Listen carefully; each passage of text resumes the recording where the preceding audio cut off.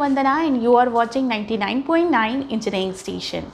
So student, today I am here to inform you that apart from the YouTube video lecture, I am also doing a podcasting. So most of the student wondering that what is podcasting. So basically the podcasting is the audible interaction between the student and the teacher. So I am going to exchange my information, my knowledge, my research and my all the extra effort which I am doing to teach you, and I am doing to improve your ability.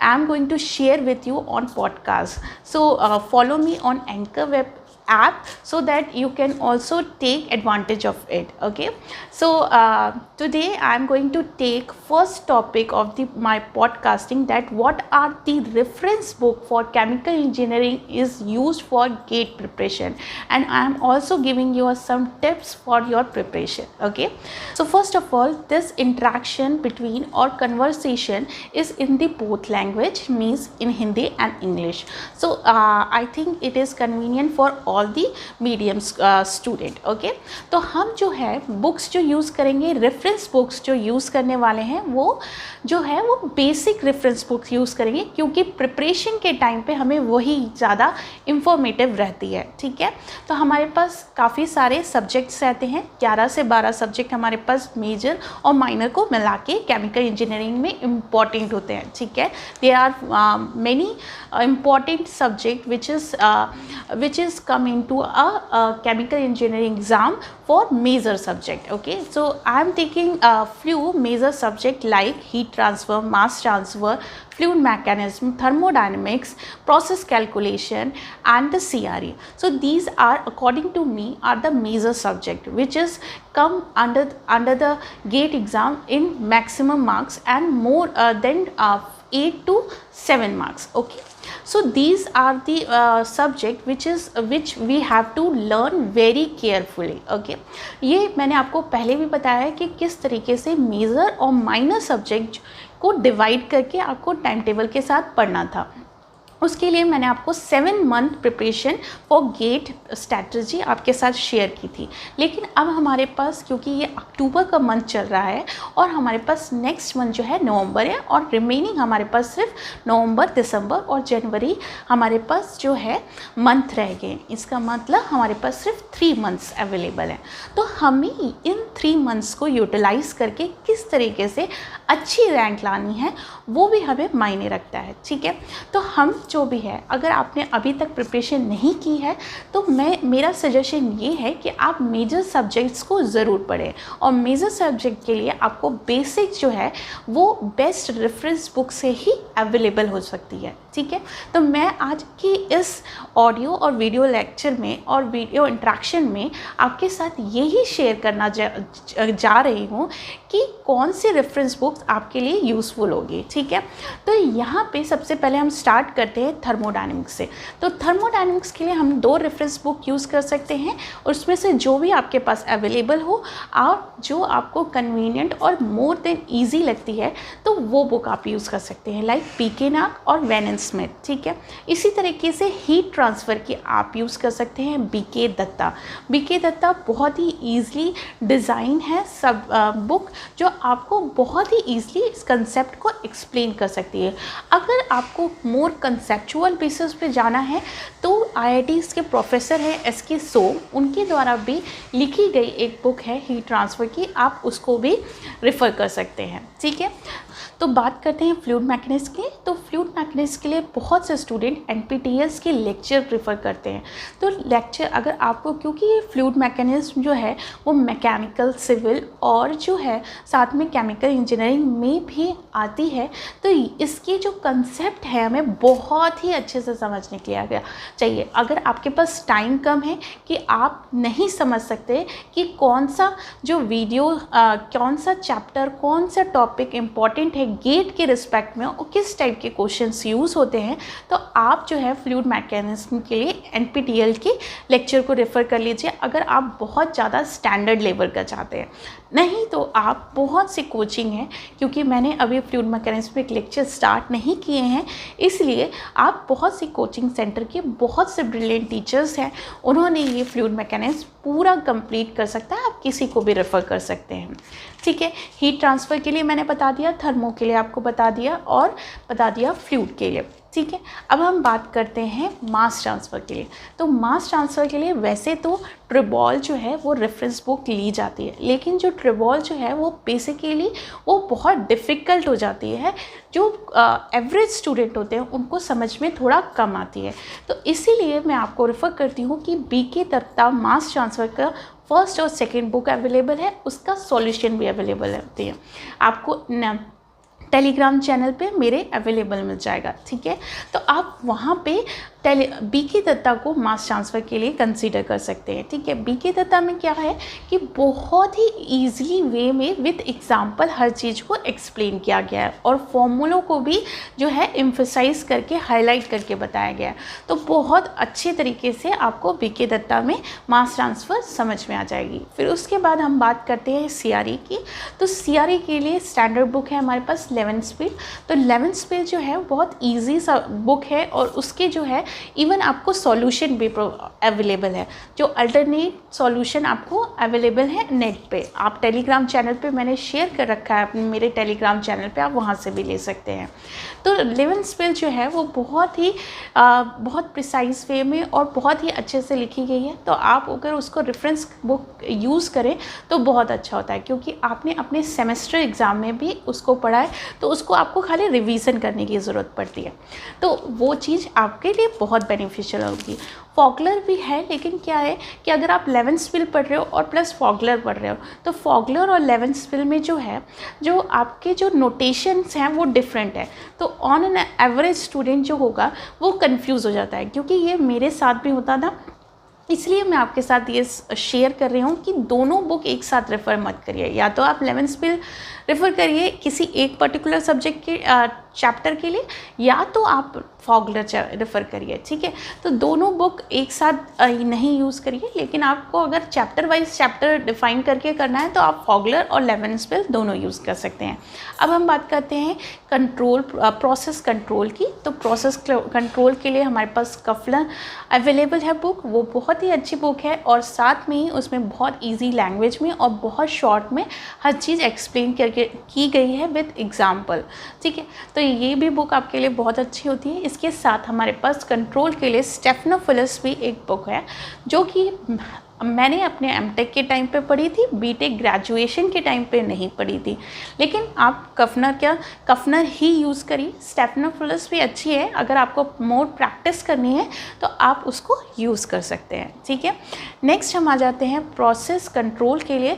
तो process control के लिए काफ़ी student गवाने use करते हैं, या क्योंकि उनको लगता है कि उसमें बहुत सारे क्वेश्चंस अवेलेबल हैं, उसमें मिस्टेक भी अवेलेबल होती है, लेकिन थ्योरी पार्ट प्रोसेस कैलकुलेशन का गवाने में अच्छे से दे रखा है। मैं ये रेफरेंस बुक के लिए नहीं बता रही हूँ, ये स्टैंडर्ड रेफरेंस बुक मैं आपके साथ शेयर नहीं कर रही हूँ। मैं जो आपके साथ शेयर कर रही हूँ वो है जो आपके लिए कन्वीनियंट होगा, फटाफट इन 3 महीनों में कंसेप्ट पढ़ने के लिए मैं वो बुक आपके साथ शेयर कर रही हूँ। तो गवाने को मैं आपको रेफ़र करने के लिए नहीं बोलूँगी, लेकिन कई स्टूडेंट मैं बता रही हूँ कि वो रेफ़र करते हैं।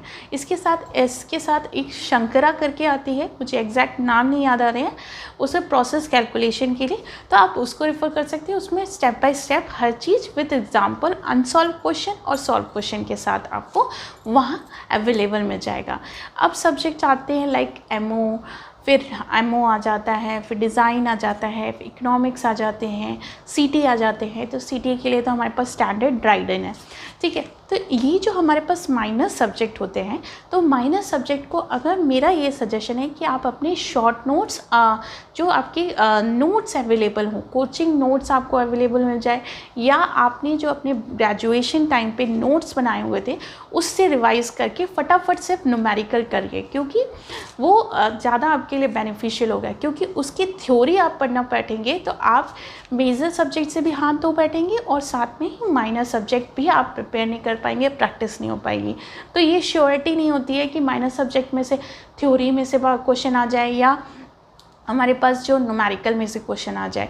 तो इसीलिए जो माइनर सब्जेक्ट है वो आप नोट्स के थ्रू पढ़िए, ठीक है। शॉर्ट नोट्स बनाइए, खुद के नोट्स बनाइए, शॉर्ट नोट्स बनाइए, या फिर जो प्रीवियस ईयर के क्वेश्चंस जो आए हैं उनसे आइडिया लेके आप वही टॉपिक ज़्यादातर उसको एम्फसाइज़ करिए अगर आपके पास टाइम कम है तो ये सारी चीज़ें थी मैंने आपको बताया कि बुक्स के लिए।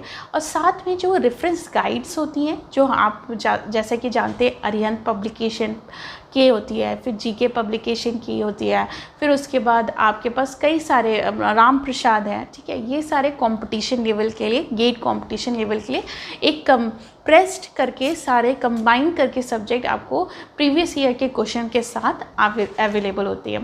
तो इसके लिए आप क्या कर सकते हैं कि जैसे जीके रॉय की मैं बात करूं तो जीके रॉय जो है वो पब्लिकेशन बुक है जो आपको पूरा सब्जेक्ट, उसके लिए आपके लिए क्या होता है ना, माइनर सब्जेक्ट के लिए जो होते हैं, अगर आपको जैसे शुरू के जो 1 मार्क्स क्वेश्चंस आते हैं तो उसके लिए आपके लिए बहुत अच्छे हैं, क्योंकि वो इतने क्वेश्चंस हैं, उसमें इतने क्वेश्चंस हैं कि आपके एक मार्क्स के जो क्वेश्चंस जिस टॉपिक से बन सकते हैं, हर एक लाइन से एक क्वेश्चन बना के उसमें दिए रहते हैं राम प्रसाद और साथ में कौन सी बुक में, जीके पब्लिकेशन में, ठीक है। तो ये दोनों बुक जो है आपको अगर 1 मार्क्स क्वेश्चंस के लिए प्रिपेयर कर रहे हैं तो उसके लिए बहुत बेनिफिशियल होगी। अब मैं नेक्स्ट बात करती हूँ किसकी, जो अरिहंत पब्लिकेशन की। जो अरिहंत पब्लिकेशन में जो होता है वो, उसमें अगर आपने बुक देखी हो तो उन्होंने शॉर्ट नोट्स दे रखे हैं पहले से, ठीक है। तो वहाँ पे शॉर्ट नोट्स जो होते हैं वो चैप्टर, एक पूरे सब्जेक्ट को थोड़ा सा समराइज़ करके दिया रहता है, जो आपके लिए अगर आपने पहले से वो सब्जेक्ट पढ़ा हो, थोड़ा कंसेप्ट क्लियर हो, तो वो आप पढ़िए। और साथ में वो 1 marks question, 2 marks question, previous year questions, question bank, सब कुछ अवेलेबल वहाँ पे करा देते हैं। तो ये अरिहंत पब्लिकेशन की भी बुक अच्छी मानी जाती है। प्रीवियस ईयर क्वेश्चन के लिए आप अरिहंत पब्लिकेशन की मैं रेफ़र करती हूँ, उसमें कुछ थोड़े बहुत आप क्वेश्चन से सेटिस्फाई नहीं होंगे, लेकिन 100% एक्यूरेट, आई थिंक बहुत मैंने सारी बुक्स तो नहीं लगाई है, तो जो मैंने लगाई है 100% एक्यूरेट बुक तो अभी तक मेरे को नहीं मिली है। अगर आप जानते हैं कि एक्यूरेट जिसमें कोई भी मिस्टेक ना हो कौन सी बुक है, तो आप मुझे मैसेज करके और स्टूडेंट्स को बता सकते हैं, ठीक है। तो ये 3-4 बुक थी। और साथ में ही एक बहुत ही फेमस राइटर हैं एम सुब्बू, उन्होंने भी बहुत से अपनी सीरीज़ बना रखी हैं, उन्होंने अपने बुक्स की सीरीज़ बना रखी है। तो उनका जो पहला पब्लिकेशंस था तो वो उसमें भी अब जो है वो सीरीज़ के थ्रू लेके आए हैं, मतलब कि उन्होंने 6-7 बुक बनाई है अपनी, और उनमें हर 6-7 बुक्स में जो है अलग अलग सब्जेक्ट्स दे रखे हैं, ठीक है। 1-2 कंबाइन करके भी बुक में दे रखे हैं। तो वो जो है न्यूमेरिकल पॉइंट ऑफ व्यू से, कंसेप्ट पॉइंट ऑफ व्यू से एम सुब्बू के जो नोट्स होते हैं वो बहुत अच्छे होते हैं। इनकी एक वेबसाइट भी अवेलेबल है, ठीक है। तो ये सारी बुक आप रेफ़र कर सकते हैं। साथ ही में अब जो है ये था पूरी चीज़ें, क्योंकि बहुत से मैक्सिमम स्टूडेंट का मेरे पास क्वेश्चन आया था रेफरेंस बुक को लेके जो प्रैक्टिकली हम यूज़ कर सकते हैं। रेफरेंस बुक्स जो शेयर करते हैं, बाकी जो लोगों ने शेयर की है रेफरेंस बुक, वो ये बताते हैं कि ये स्टैंडर्ड बुक है इस सब्जेक्ट के लिए, लेकिन मैं आपको वो रेफरेंस बुक्स बता रही हूँ जिसको आप पढ़ के क्वालिफाई कर सकते हैं गेट को, ठीक है। बात समझ में आ रही है क्या डिफरेंस है? तो आप ये चीज़ समझना बहुत ज़रूरी है। नेक्स्ट हम बात करते हैं कि मेरी तरफ से आपको क्या टिप है, ठीक है, कि किस तरीके से प्रिपरेशन करनी चाहिए, ठीक है। सबसे पहले ये जो मंथ है, मेरा पहला जो आपको टिप है, कौन सा मंथ चल रहा है? अक्टूबर।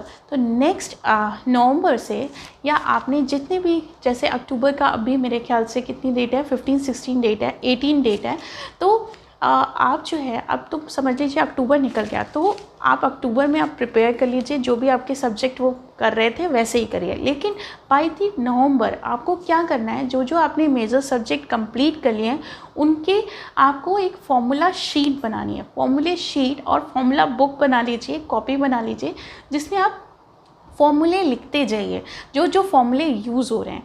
तो जो जो फॉर्मूले यूज़ हो रहे हैं और जो जो क्वेश्चन में दिए हैं और जो मैक्सिमम यूज़ हो रहे हैं ना आपको न्यूमेरिकल सॉल्व करने में, उसको अंडरलाइन कर लीजिए। उस इक्वेशन के, उस फॉर्मूले के हर तरीके से कंडीशन से क्या चीज़ हमें मिल सकता है, वो सारे कंडीशन वहाँ उसमें लिखिए। जैसे जैसे न्यूमेरिकल करिए, जैसे जैसे आपको नए ट्रिक और टिप्स मिलते जाते हैं, उस आप कॉपी में लिखते जाइए। सेकेंड टिप मेरी, तो ये एक बहुत अच्छी टिप होगी।